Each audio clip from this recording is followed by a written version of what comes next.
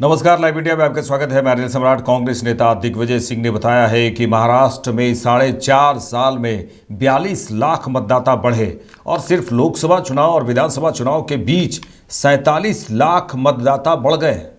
कांग्रेस इन लोगों की सूची मांग रही है, लेकिन हमें वो सूची नहीं दी जाती। आरटीआई से जो जानकारी ली जा सकती है वो भी खत्म कर दी गई है। चुनाव आयोग, उन्होंने कहा कि चुनाव आयोग पूरी तरह पक्षपाती ढंग से काम कर रहा है। सुप्रीम कोर्ट कहता है कि इलेक्शन कमीशन में चयन जो हो उसमें 3 लोगों की कमेटी हो, प्रधानमंत्री जी, विपक्ष के नेता और चीफ जस्टिस ऑफ इंडिया। उन्होंने उसको नहीं माना। पूरे चुनाव में कांग्रेस पार्टी कह रही है कि महाराष्ट्र के अंदर 4.5 साल में बढ़ते हैं 42 लाख वोटर, महाराष्ट्र केवल में, और लोकसभा चुनाव के बाद और विधानसभा चुनाव के बीच में बढ़ जाते हैं 47 लाख वोटर। ये कहां से आ गए भाई?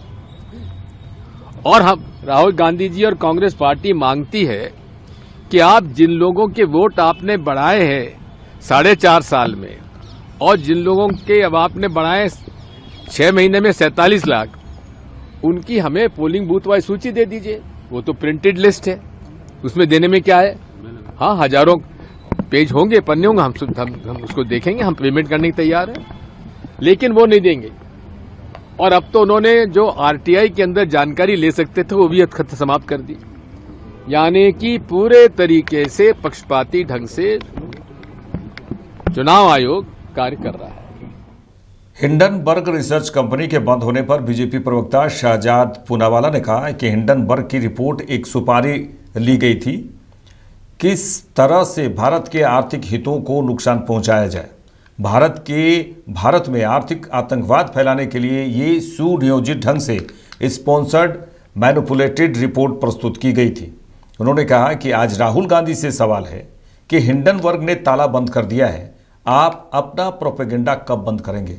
ये कोई संयोग है या सोचा समझा प्रयोग है या सोरोस के द्वारा स्पॉन्सर्ड उद्योग है? क्या कहना है सर आपको? आज एक बात तो स्पष्ट है, जिस प्रकार की खबरें सामने आ रही है कि हिंडनबर्ग की जो रिपोर्ट थी वो एक सुपारी ली गई थी भारत की आर्थिक और भारत की जो बढ़ती हुई ताकत है उसके खिलाफ। किस प्रकार से भारत के आर्थिक हितों को नुकसान पहुंचाया जाए और भारत में आर्थिक एनार्की या मैं तो कहूंगा आर्थिक आतंकवाद फैलाने के लिए एक प्रकार से ये सुनियोजित ढंग से स्पॉन्सर्ड, ऑर्गेनाइज्ड, ऑर्केस्ट्रेटेड और मैनिपुलेटेड रिपोर्ट प्रेजेंट की गई। और हास्यास्पद बात है कि जिस हिंडनबर्ग की आज दुकान बंद करने की बारी आई है, जिसकी कोई विश्वसनीयता यूनाइटेड स्टेट्स में नहीं थी, वो इन्वेस्टिगेशन में थे, जिसको सुप्रीम कोर्ट ने फेंक दिया था बाहर और कहा था कि इन पे जांच हो कि इन्होंने शॉर्ट सेलिंग करके किस प्रकार से भारत के निवेशकों का लाखों करोड़ रुपए नुकसान किया है, उसको भगवान का आखिरी शब्द कौन मान रहा था? राहुल गांधी और उनका इकोसिस्टम। क्योंकि राहुल गांधी और उनके इकोसिस्टम ने तो प्रण लिया है कि भारत की स्टेट और भारत की अर्थव्यवस्था को वो युद्ध के रूप में देखते हैं और उसे समाप्त करना चाहते हैं, उससे जंग लड़ना चाहते हैं। ये कल भी राहुल गांधी ने बोला है। तो राहुल गांधी जी, आज सवाल आपसे है कि हिंडनबर्ग ने तो, मतलब आपके विदेशी अलायंस पार्टनर ने तो ताला बंद कर दिया, आप अपना प्रोपेगेंडा कब बंद करेंगे भारत के खिलाफ? आप बताइए कि क्या रिश्ता कहलाता है आपका इस हिंडनबर्ग के साथ?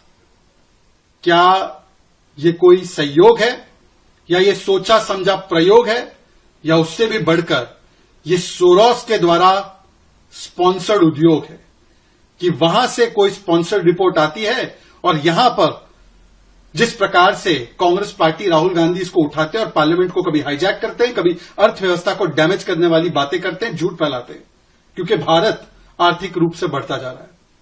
आज कांग्रेस को जवाब तो देना चाहिए, क्लैरिफाई भी करना चाहिए, माफी भी मांगनी चाहिए।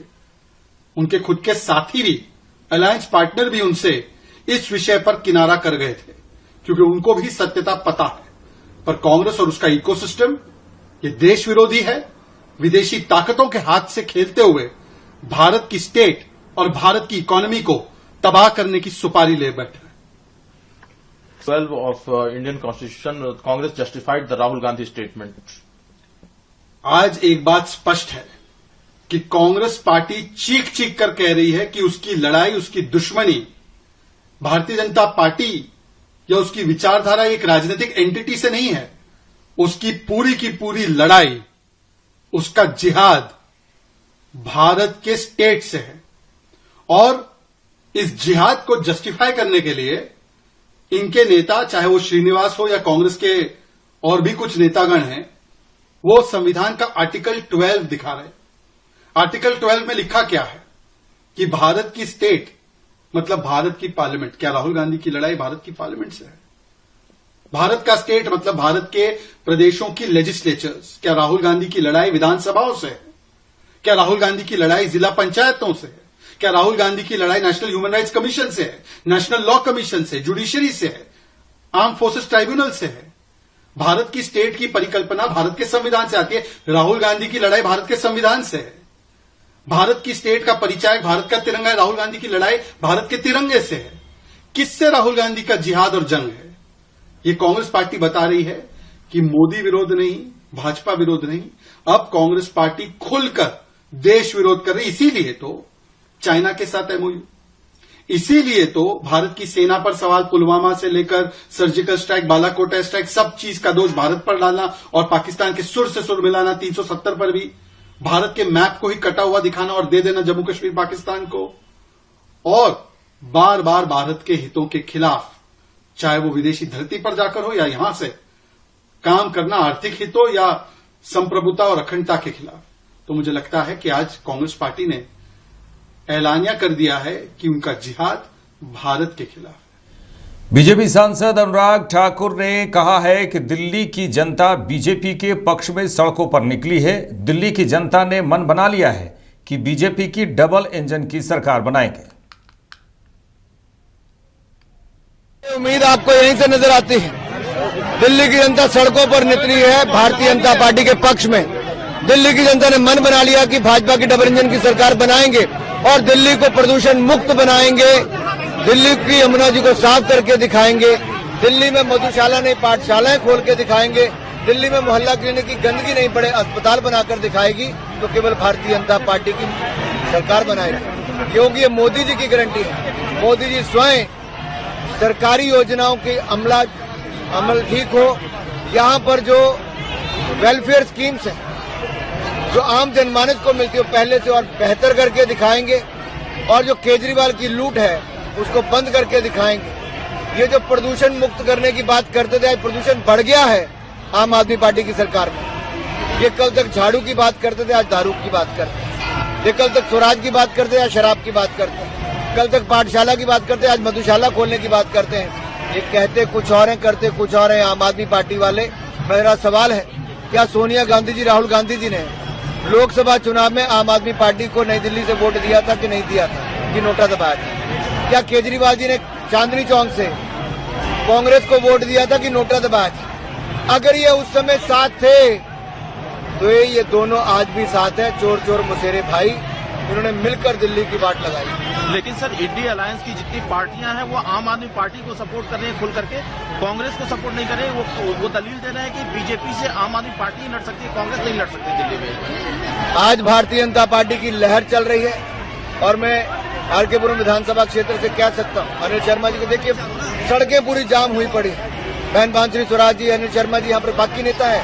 आप देखिए, ये स्पष्ट दिखता है कि लोगों ने मन बना लिया है कि अब यमुना जी को साफ भी करेंगे, दिल्ली का विकास भी करेंगे, नई सड़कें भी बनाएंगे, बड़े अस्पताल भी बनाएंगे, और जो पक्के स्कूल और बढ़िया स्कूल पाठशालाएं वो भी बनाएंगे। और बनेगी तो केवल डबल इंजन की सरकार में, जैसे यूपी में बनी, असम में बनी, मध्य प्रदेश में बनी, गुजरात में बनी, त्रिपुरा में बनी, हरियाणा में बनी, वैसे ही दिल्ली में भारतीय जनता पार्टी की सरकार बनाएगी। सर, लेकिन जब छपरा में अपनी लंबित मांगों को लेकर 16 जनवरी से अनिश्चितकालीन हड़ताल को सफल बनाने के लिए व्यवहार न्यायालय के कर्मियों ने आज प्रदर्शन किया।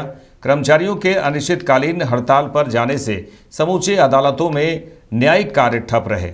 बिहार राज्य व्यवहार न्यायालय कर्मचारी संघ के जिलाध्यक्ष और सचिव ने बताया कि राज्य भर के अदालतों के कर्मचारी पटना उच्च न्यायालय की उनकी मांगों पर उदासीनता और राज्य सरकार की हठधर्मिता के कारण हड़ताल पर जाने को विवश हो गए।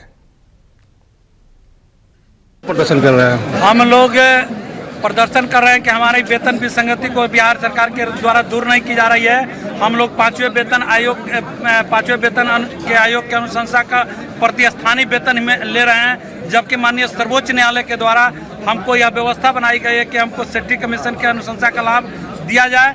116 से हमारा पद के अनुरूप वेतन निर्धारण किया जाए, अनुकंपा पर 100% बहाली हो, सभी संवर्गों को पदोन्नति दो। क्या नाम है आपका? मेरा नाम राजेश्वर तिवारी हो, मैं प्रांतीय अध्यक्ष हूँ। आगे बढ़ेंगे। नई दिल्ली विधानसभा सीट से कांग्रेस उम्मीदवार संदीप दीक्षित ने कहा है कि मुझे बहुत निराशा है, क्योंकि ये चुनाव दिल्ली के विकास और मुद्दों का था, लेकिन यहाँ कोई मुफ्त चीज़ें और कोई मुफ्त सामग्रियाँ बांट रहा है। अगर इसी तरह चुनाव कराने हैं तो वोट क्यों कराया जा रहा है? मुझे बहुत निराशा हुई है। ये चुनाव दिल्ली के विकास का, दिल्ली के मुद्दों का था। कोई फ्री के चीजें बांट रहा है, कोई सामग्रियां बांट रहा है। हमारा ये कहना है कि अगर इसी तरह चुनाव चलते रहेंगे तो फिर वोट क्यों करवा रहे हो? आप कुरियर सर्विस कर दो, जो जिस घर में सबसे ज्यादा भिजवा दे उसको वोट दिलवा दो। बंद करो ये सब राजनीति का नाटक, बंद करो आप तमाम चीजें देना। मैं कहता हूं मैं सबको 2 बिस्तरे भिजवा दूंगा, कोई स्कूटर भिजवा देगा, कोई बस भिजवा देगा, काम ही खत्म हो जाए। मतलब क्या रह गया उस लोकतंत्र का जिसमें हम लोगों की आस्था और विश्वास जीतने की कोशिश करते थे? जी देखिए, संज्ञान इसका सिस्टम होता है कि हम क्रिमिनल डिफेमेशन जब साइन करते हैं तो कोर्ट पूछता है कि क्या उसमें इतने तथ्य हैं कि कोई केस किया जाए, और हमारे पक्ष उन्होंने सुना था 2-3 दिन पहले। आज कोर्ट ने कहा है कि उन्होंने नोटिस दिया है आतिशी जी को, संजय सिंह जी को 27 तारीख को आके वो शायद अपना पक्ष देंगे, और फिर उसके बाद देखेंगे कोर्ट क्या करता है।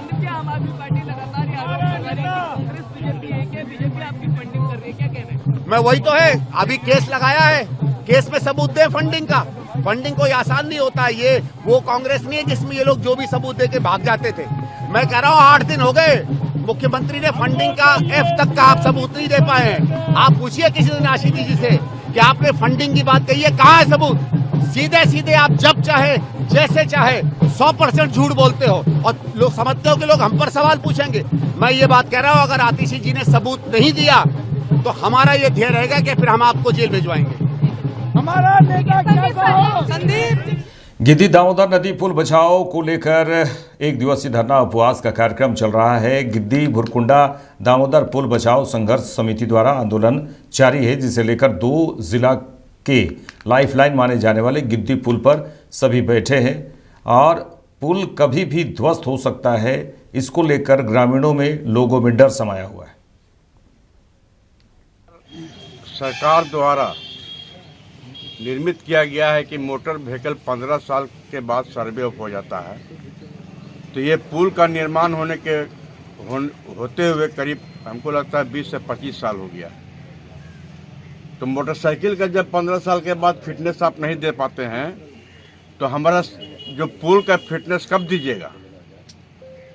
ये तो ऑलरेडी सर्वे हो गया है, ये कभी भी दुर्घटना का ही होता है। ये हमारा 2 जिलों का लाइफलाइन है।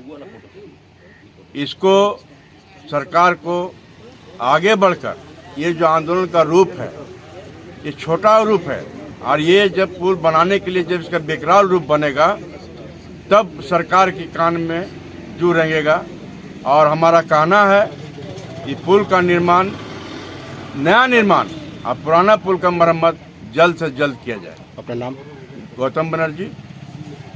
पुल बचाओ संघर्ष समिति आज यहाँ एकत्रित हुई है।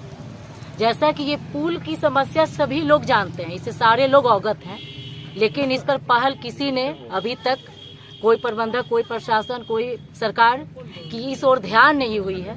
ये पुल हम लोगों के लिए कितना ये जरूरी है, ये सभी लोग जानते हैं। और आज अगर ये जैसे कि 2 विधानसभा को जोड़ती है, 2 आपका जिला को जोड़ती है, 2 एरिया को जोड़ती है, और एकमात्र यही सहारा है। और अगर इसको आज हम लोग जो पुल बचाओ समिति संघर्ष 1 दिवसीय उपवास धरना पर बैठे हुए हैं, ये आने वाला कल में अगर फिर भी ये लोग नहीं जगे तो और भी ये इसका रूप देखने को मिलेगा। और जैसा कि अभी हमारे ये पुल बचाओ समिति के अध्यक्ष श्री पुरुषोत्तम पांडे जी बोले हैं, अनिश्चित काल के लिए हम लोग धरना पर बैठेंगे और उस दिन तक ये संघर्ष चलेगा जब तक कि वो लोग नींद से नहीं जागे और पुल की मरम्मत ना हो, पुल का नवनिर्माण ना हो। और ये धारणा आज से स्टार्ट हो चुकी है और इस पे हम लोग लगे रहेंगे। अपना नाम? मेरा नाम सुमन देवी, डायरी प्रखंड की उप प्रमुख। देखिए, गिद्दी पुल की स्थिति कितनी चिंताजनक और कितनी जर्जर स्थिति है, यह लगभग इस क्षेत्र के लोग सभी लोग जान रहे हैं। और पुल की स्थिति इतनी भयाक्रांत है कि पूरे क्षेत्र के लोग यह दहशत में जी रहे हैं कि कब न जाने कौन सी घटना हो जाए, कौन सी अप्रिय घटना हो जाए और कब कौन काल के गाल में समा जाए, ये कहना मुश्किल है। हम लोग लगातार प्रबंधन और प्रशासन के लोगों से बार बार बात कर रहे हैं। इस क्षेत्र के जनप्रतिनिधियों तक, चाहे वो सांसद विधायक, सबों तक अपनी बात पहुंचाए हैं। सबों ने अपने स्तर से पहल भी किया है, लेकिन अभी भी प्रशासन और प्रबंधन के लोग टाल मटोल कर रहे हैं। सीसीएल प्रबंधन प्रशासन पे दोष दे रहा है और प्रशासन सीसीएल प्रबंधन पे दोष दे रहा है। हमने जब पूरी जानकारी ली तो जो विशाखापट्टनम की एनडीडीबी की टीम थी, उसने जो सर्वेक्षण किया, अपना रिपोर्ट समर्पित किया। रिपोर्ट समर्पित करने के बाद डीसी रामगढ़ ने यह लिख करके आरसीडी के इंजीनियर इन चीफ को भेजा। आरसीडी के इंजीनियर इन चीफ ने केंद्रीय विपणन संगठन को भेजा। केंद्रीय विपणन संगठन ने एक्जीक्यूटिव इंजीनियर को दिया कि आप इसका डीपीआर तैयार करें। लेकिन 7 महीने से एक्जीक्यूटिव इंजीनियर के पास यह फाइल पड़ा हुआ है, लेकिन वो डीपीआर तैयार नहीं कर रहे हैं और जिसके परिणाम स्वरूप यह मामला आधार में लटका हुआ है। यदि यही लापरवाही, विभागीय लापरवाही चलती रही तो कभी भी कोई बड़ी हादसा इस क्षेत्र में होने जा रहा है और इसकी आशंका बनी हुई है। पूरे क्षेत्र के लोग भयाक्रांत हैं, लेकिन प्रशासन और प्रबंधन के लोग कान में तेल डालकर सोए हुए हैं। अभी हाल ही में हजारीबाग सांसद ने इस विषय में तमाम अधिकारियों से बात भी किया था। अब बात करने के बाद उनको क्लास भी लगाई कि आप इसको यथाशीघ्र कार्रवाई करें, नहीं तो आप लोग पर हत्या का मुकदमा दर्ज कराया जाएगा। यह विभागीय लापरवाही से यदि कोई मरा तो यह इसकी पूरी जिम्मेवारी आप सबों की होगी। लेकिन विभाग का कार्य जिस गति से चलता है वह गति हम सब जानते हैं। इसलिए जरूरत है कि हम आंदोलन पे जाएं और आज हम उपवास के कार्यक्रम के माध्यम से एक सांकेतिक चीर निंद्रा से जगाने का काम कर रहे हैं। और यदि इस चीर निंद्रा के बाद भी त्वरित कोई कार्रवाई नहीं होती है, कोई पहल नहीं होता है, तो हम 28 तारीख से 28 जनवरी से हम क्रमिक बंदी की ओर जाएंगे और वहां पर भी बात नहीं बनी तो हम लोग सीधे अनिश्चितकालीन बंद की ओर कर देंगे। पूरी तरह से इस पुल का आवागमन बाधित कर देंगे, ठप कर देंगे, अनिश्चितकालीन रूप में हो रहेगा। लेकिन मैं आग्रह करता हूं इस उपवास कार्यक्रम के माध्यम से अपने सभी साथियों के साथ में, जिसमें सभी राजनीतिक दल, सभी जनप्रतिनिधि के लोग यहाँ हैं, और सबों के तरफ से आग्रह करता हूं प्रशासन के और प्रबंधन के अधिकारियों से कि आप यथाशीघ्र कार्रवाई करें, यथाशीघ्र पुल की मरम्मती की दिशा में काम करें और नए पुल के लिए आप काम शुरू करें। और यदि नहीं होता है तो इसकी पूरी की पूरी जिम्मेवारी प्रशासन और प्रबंधन के लोगों पर होगी। अभिनेता सैफ अली खान के घर में घरेलू सहायिका के रूप में काम करने वाली महिला ने बांद्रा पुलिस स्टेशन में अपना बयान दर्ज कराया है। अभिनेता सैफ अली खान पर हमले की जांच कर रही टीम में शामिल मुंबई पुलिस के एक अधिकारी ने कहा है कि जांच चल रही है। अभिनेता सैफ अली खान की स्वास्थ्य स्थिति पर भी लीलावती अस्पताल के डॉक्टर नितिन डांगे ने कहा कि सैफ अली खान को किसी अज्ञात व्यक्ति द्वारा कथित तौर पर हमला करने के बाद सुबह 2 बजे अस्पताल में भर्ती कराया गया था। रीढ़ की हड्डी में चाकू लग घुसने के कारण उन्हें चोट आई है। चाकू निकालने के लिए सर्जरी की गई। अब उनकी हालत पूरी तरह से स्थिर है, उनकी हालत में सुधार हो रहा है, वे खतरे से बाहर हैं। अभी कल रात में एक्टर सैफ अली खान, इनके साथ जो इंसिडेंस हुआ है उसमें एक एक्यूज्ड एक्टर के घर पे गया था, ऐसा इन्वेस्टिगेशन में पता चला है। एक्यूज्ड फायर एस्केप का यूज करके इनके घर पे गया था, ये भी पता चला है। अभी तक के इन्वेस्टिगेशन में ये एक चोरी का अटेम्प्ट था, ऐसा हमारे इन्वेस्टिगेशन में निष्पन्न हुआ है। एक्यूज को जल्दी अरेस्ट करने की कोशिश हमारी चल रही है और एक बार एक्यूज अरेस्ट हो जाता है तो उसके बाद आगे के डिटेल्स ये हम आपसे डिस्क्लोज कर पाएंगे।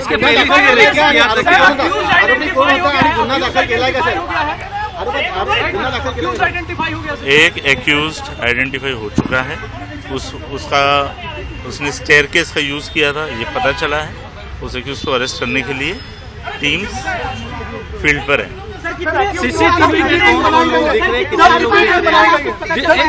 सीसीटीवी में कौन 10 डिटेक्शन टीम्स हैं जो अलग अलग डायरेक्शंस में काम कर रही है। एक एक्यूज्ड है, वो एक्यूज्ड की मूवमेंट उस अपार्टमेंट में कल रात में ये इंसिडेंस के समय पे देखी गई है और उस दिशा में इन्वेस्टिगेशन चल रहा है। स्टेयरकेस मराठी संघात गुन्हा दाखल झालाय का?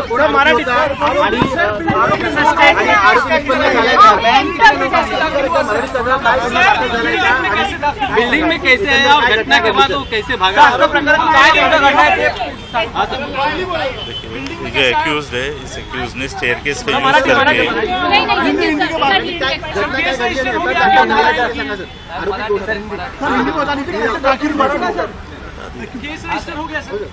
ऑफेंस रजिस्टर हो चुका है बैंड्रा पुलिस स्टेशन में। मराठीत बोलतो आता। Saif Ali Khan was admitted in the morning at 2 a.m. at Leelavati Hospital with alleged history of assault by some unknown person. At 2 a.m. he sustained major injury to the thoracic spinal cord due to lodged knife in the spine.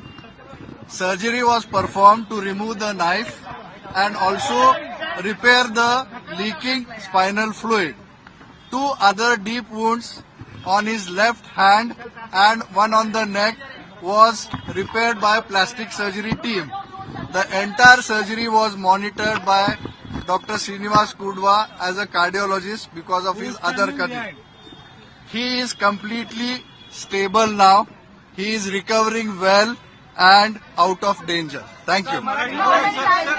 अभिनेता सैफ अली खान पर उनके बांद्रा स्थित घर में घुसे एक व्यक्ति द्वारा हमला करने पर बीजेपी नेता राम कदम ने कहा है, पुलिस के अनुसार एक व्यक्ति चोरी करने के इरादे से अभिनेता के घर में घुसा था और उस व्यक्ति के साथ हुई हाथापाई में अभिनेता को चोटें आई हैं। पुलिस घटना की जांच करेगी और किसी को भी बख्शा नहीं जाएगा। प्रतिभावान कलाकार सैफ अली पर जो हमला हुआ है, पुलिस के द्वारा जो प्राप्त जानकारी मिली है उसके तहत कोई चोरी के मंशा से कोई व्यक्ति उनके घर घुसा और आपसी झड़प में कुछ उन्हें माइनर इंजरीज आई है, इस प्रकार की जानकारी है। अस्पताल में उनका इलाज चल रहा है। पुलिस इस पूरे मामले को खंगालेगी। आरोपी की क्या मंशा थी, क्या वो चोरी के बहाने से आया था या इसके पीछे और कुछ कारण थे, किसी को भी बख्शा नहीं जाएगा। और इस प्रकार की घटनाएं आने वाले भविष्य में न हो, इसकी भी पूरी तरह से पुलिस की जिम्मेदारी है और पुलिस इसका पूरी तरह से ध्यान रखेगी। प्रयागराज महाकुंभ पर गायक और संगीतकार शंकर महादेवन ने कहा है कि आज मेरा सौभाग्य है कि मुझे महाकुंभ में भाग लेने का अवसर मिला है। 144 साल बाद जो महाकुंभ आया है उसमें मुझे गाने का मौका मिल रहा है। सभी के जीवन में मुस्कान हो।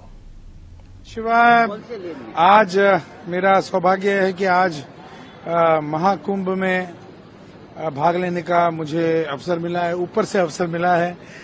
आज मेरा प्रोग्राम है दोपहर को 2:30 बजे। ये सबसे बड़ा आशीर्वाद है। 144 साल के बाद ये जो महाकुंभ आ रहा है, इसमें मुझे गाने का मौका मिल रहा है। मैं सभी को यही कहना चाहूंगा कि जब मैं वहां जाऊंगा तो सभी के लिए प्रार्थना करूंगा। विशिंग एवरीबॉडी गुड हेल्थ और बहुत सारा प्यार और जीवन में सबकी मुस्कान हो।